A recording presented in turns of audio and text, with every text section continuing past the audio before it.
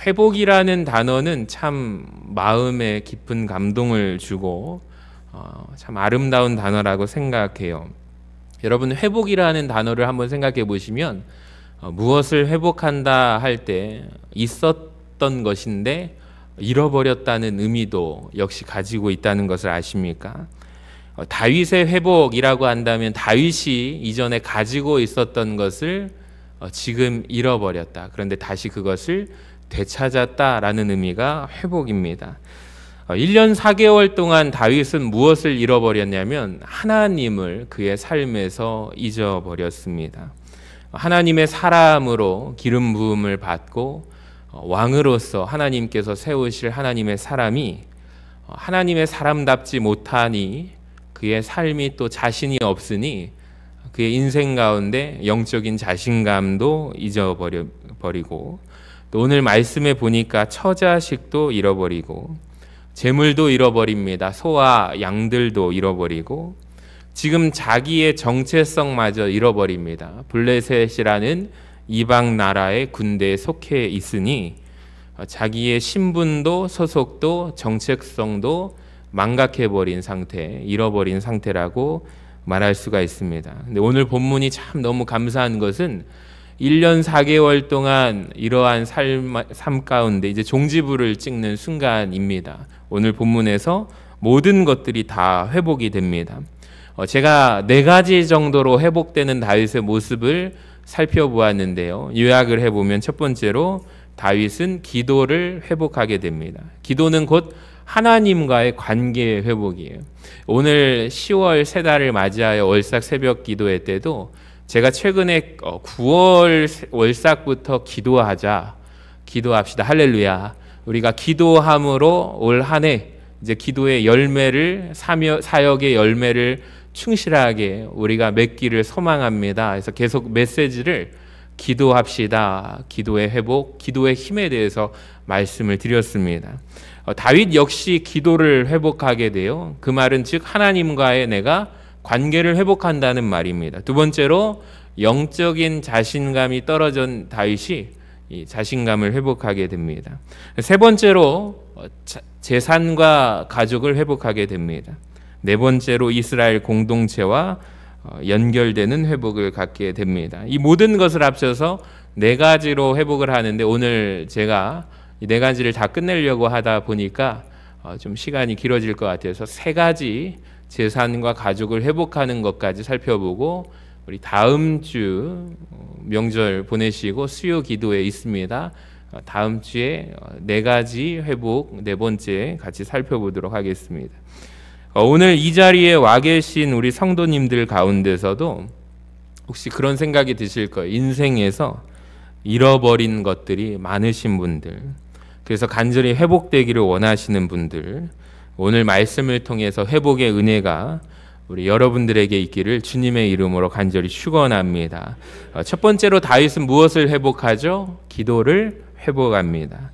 역설적이게도 엄청난 이 바닥의 상황 가운데서 밑바닥에서 엄청난 위기 가운데서 그는 기도를 회복하게 됩니다. 자, 우리가 읽어서 알겠지만 다윗에게는 까맣게 알지 못했던 것인데 본거지였던 시글락이 침공을 당한 상태였습니다.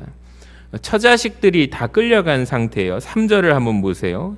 다윗과 그의 사람들이 성읍에 이르러 본즉 성읍이 불탔고 자기의 아내와 자녀들이 사로잡혔는지라. 다윗과 그와 함께한 백성이 울 기력이 없도록 소리 높여 울게 됩니다. 또 5절을 보니까 다윗의 2 아내도 사로잡히고 6절을 보니까 백성들이 자녀들 때문에 마음이 슬퍼서 다윗을 돌로 치자라고 외칩니다. 엄청난 위기죠. 한번 6절을 잘 보시면 저는 이 말씀을 묵상하면서 재밌는 사실 하나는 분명하게 앞서서 모두가 처자식들을 빼앗겼다고 했는데 부인 때문에 마음이 슬퍼서라는 단어가 없어요. 자녀들 때문에 마음이 슬프다고 하니까 참 이 구절을 보면서 재밌다는 생각을 했습니다. 여러분, 우리는 부인 때문에 라는 말을 넣기를 원합니다. 할렐루야. 다윗을 아멘 크게 하셔야 돼요, 우리 남편들. 예, 이천서 하시면 감사합니다. 다윗을 돌로 치자고 하니까 반역의 기운입니다. 돌을 들어서 리더인 지금 다윗을 치겠다라는 것이죠. 여러분 만약에 이 구절을 보면서 여러분 같으면 어떻게 하실 것 같습니까? 저는 다윗이라면 이런 말을 항변을 할 것 같아요. 여러분, 나도 처와 자식을 빼앗겼습니다. 여러분들만 슬픈 것이 아니라 나 역시 슬픕니다. 그런데 다윗을 보니까 바로 이 순간 다윗이 크게 다급한 그 순간 그가 하나님을 찾았던 것 같습니다. 우리 노란 글씨 읽어볼까요? 시작. 그의 하나님 여호와를 힘입고 용기를 얻었더라. 아멘. 여러분 위기 가운데 누가 생각나요? 1년 4개월 동안 잃어버렸던 하나님이 생각이 나는 것이죠. 저는 이것을 두 글자로 뭐라고 합니까? 기도라고 합니다. 그러니까 위기의 때 하나님이 생각나는 사람이 복받은 사람인 줄로 믿습니다. 여러분 위기의 때 생각나는 사람 얼굴이 떠오르는 것이 아니라 하나님을 떠올리는 우리 모두가 되기를 간절히 소망합니다. 이 다윗을 보세요. 사람들 붙들고 하소연하지 않아요. 대신 하나님 앞에서 하소연합니다. 오늘 그가 기도를 회복하는 것이죠. 여러분 우리 가운데 마찬가지입니다. 기도를 내가 잃어버리신 분들이 있다면, 내가 기도를 하나님 앞에 언젠가 뜨겁게 기도했었는데 내 영혼이 기도를 잃어버렸다면 오늘 밤에 기도가 회복되기는 은혜가 있기를 소망합니다. 기도하니까 다윗이 다급할 때 기도했어요. 하나님을 의지했어요. 근데 놀랍게도 돌을 들어서 다윗을 치려고 했던 그 백성들이 어떻게 되죠? 잠잠해지게 됩니다. 여러분 누가 잠잠하게 만드셨을까요? 저는 하나님이 하셨다고 믿습니다. 하나님이 역사하시는 거예요. 그러니까 이 말씀이 그저 소설이 아니고 우리를 위하여 기록하신 내용이고 또 실제로 일어난 일이라면 여러분 그 하나님께서 오늘도 우리 가운데 분명하게 똑같이 역사하여 주실 줄로 믿습니다. 여러분 다급한 상황 가운데 계신 분들 계시잖아요. 풀리지 않는 문제 가운데 계신 분 계시잖아요. 그러니까 우리가 오늘 기도를 회복해야 할 줄로 믿습니다. 그러니까 사람들 설득해 보려고 해봤자 소용이 있어요, 없어요? 없어요. 그러니까 사람들한테 얘기한다고 해서 이 문제가 해결이 되지 아니하고 하나님께 엎드리면 신기하게도 사람들이 잠잠해지게 됩니다. 이것을 경험한 사람이 한 사람 있습니다. 누구냐면 모세라는 인물이에요.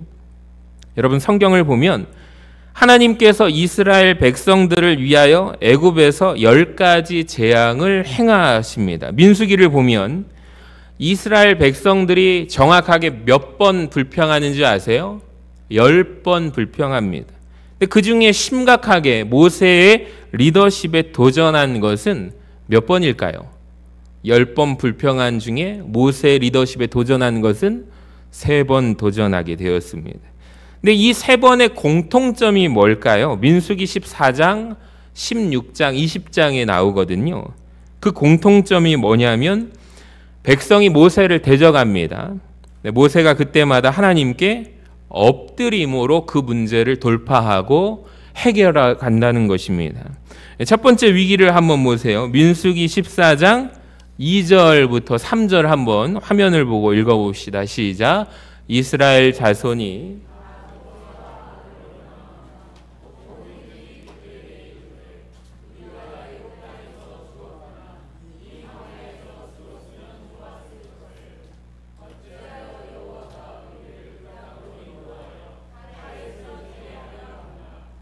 우리 처자가 사로잡히리니 애굽으로 돌아가는 것이 낫지 아니하랴. 아멘.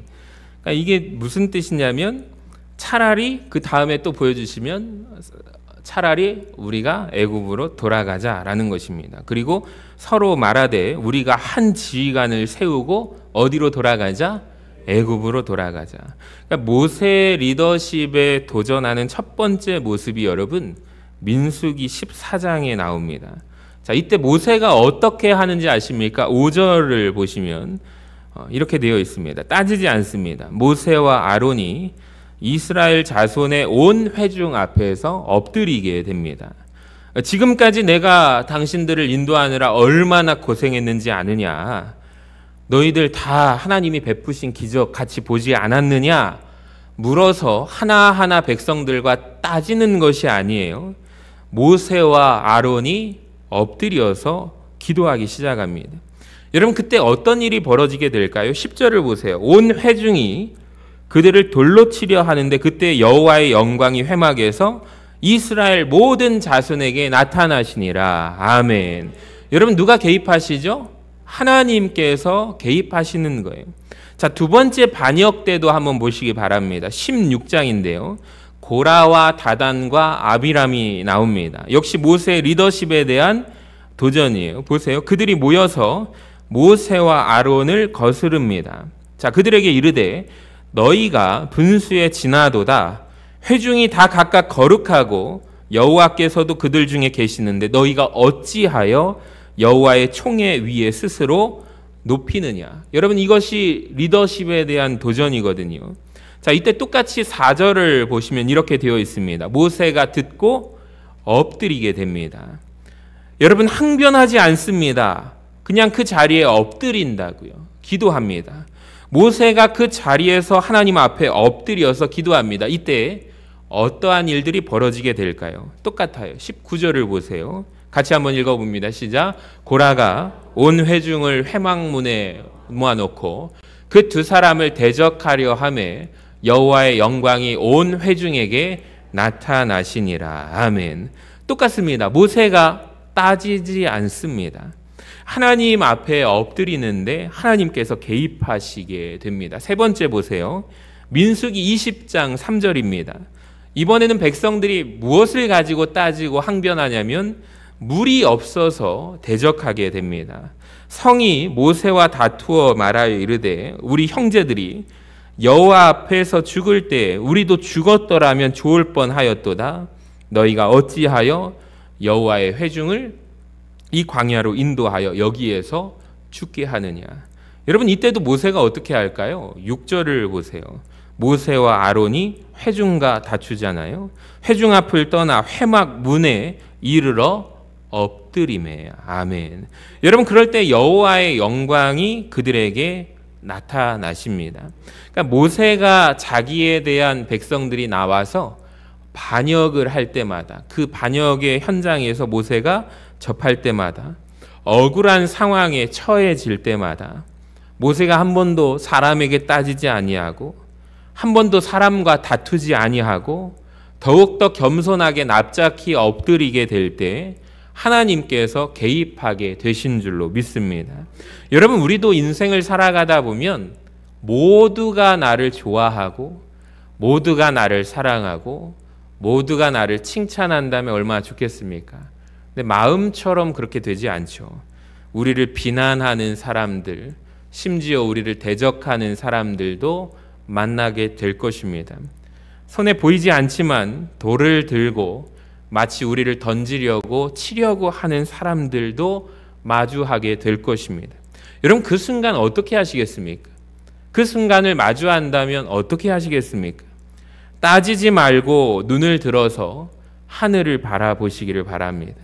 엎드리면 주님께서 해결해 주실 줄로 믿습니다. 여러분, 저와 여러분에게 그 기도가 회복되는 밤이 되기를 주님의 이름으로 간절히 축원합니다. 자, 두 번째로 그가 기도가 회복되어 다윗이 하나님과의 관계가 회복되게 되자 무엇이 회복하게 될까요? 같이 읽어볼까요? 시작. 영적 자신감의 회복.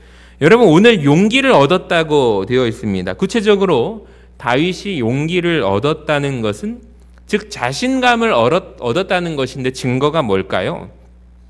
이제 아말렉을 향하여 쫓아가기 시작합니다. 7절을 보세요. 다윗이 아히멜렉의 아들 제사장 아비아달에게 이르되 원하건대 무엇을 내게로 가져오라? 에봇을 내게로 가져오라. 지난번에 말씀드렸죠. 에봇은 대제사장들이 입는 옷입니다. 이 에봇을 가져오라고 합니다. 아비아달이 다윗의 명령대로 가져갑니다. 8절에 다윗이 여호와께 묻자와 이르되 즉 이 말은 하나님과의 관계가 다윗이 회복이 된 거예요. 내가 이 군대를 추격하면 따라잡겠나이까 하니 여호와께서 그에게 대답하시되 그를 쫓아가라. 내가 반드시 따라잡고 도로 찾으리라. 아멘. 여러분, 이 말씀을 붙들고 다윗이 쫓아갑니다. 자, 그런데 9절에 이에 다윗과 또 함께한 몇 명이요? 600명이 같이 가는데 부솔신에 이르러 뒤떨어진 자 무려 200명이라는 숫자를 그곳에 머무르게 합니다. 10절을 보세요. 곧 피곤하여 부솔시내를 건너지 못하는 200명은 그냥 그 자리에 머물게 하고 몇 명만 데리고 가요? 400명. 600 빼기 200명 하면은 400명만 거느리고 쫓아갑니다. 저는 이 말씀을 묵상하는 가운데 굉장히 큰 은혜를 받았어요.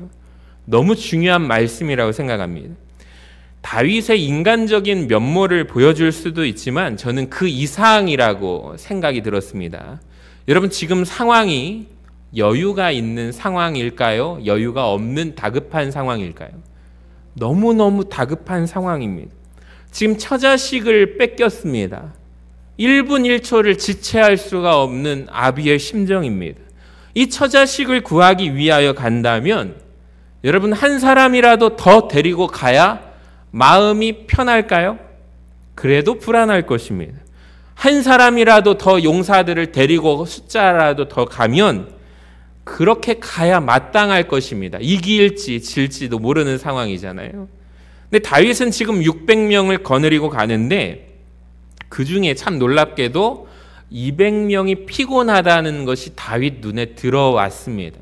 근데 피곤할지라도 사실 이끌고 가게 하는 것이 리더 아닙니까?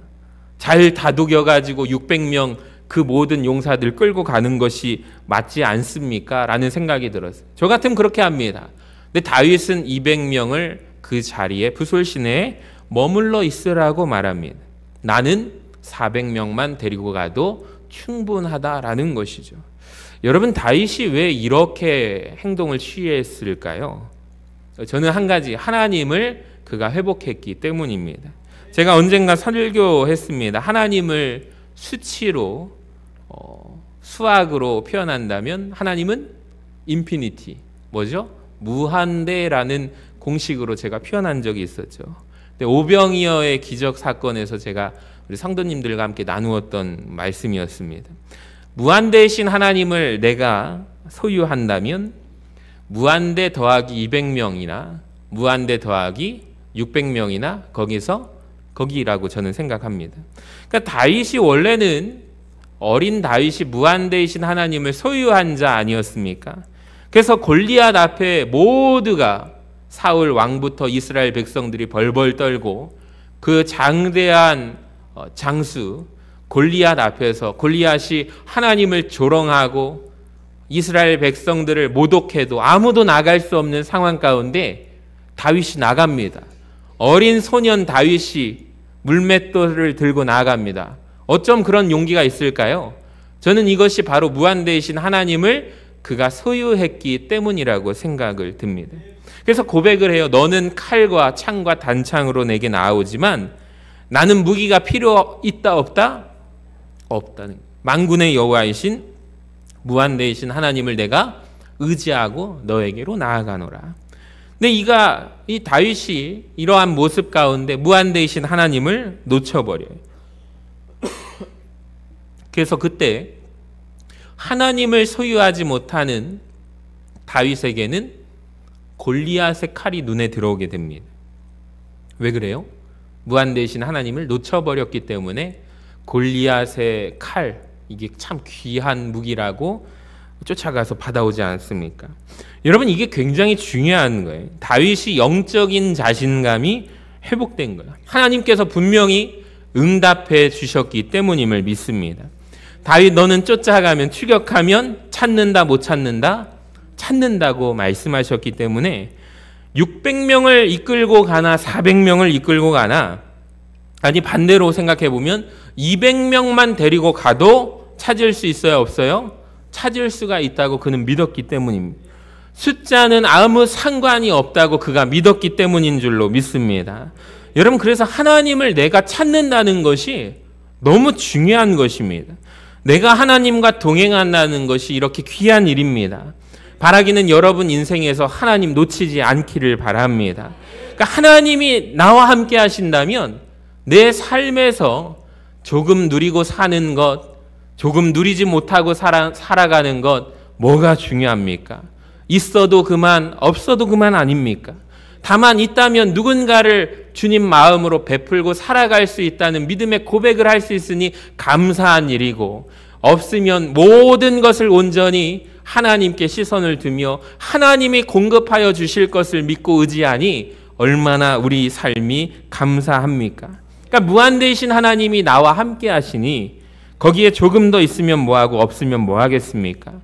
여러분, 이것이 믿는 구석 인생이거든요. 여러분, 믿는 구석 인생 되시기를 주님의 이름으로 간절히 축원합니다. 자, 세 번째로 다윗이 회복하는 것이 뭘까요? 같이 읽어볼까요? 시작. 잃어버린 가족과 재물을 회복합니다. 100 중에 90만 찾는 게 아니에요. 100을 다 찾게 됩니다. 18절을 보세요.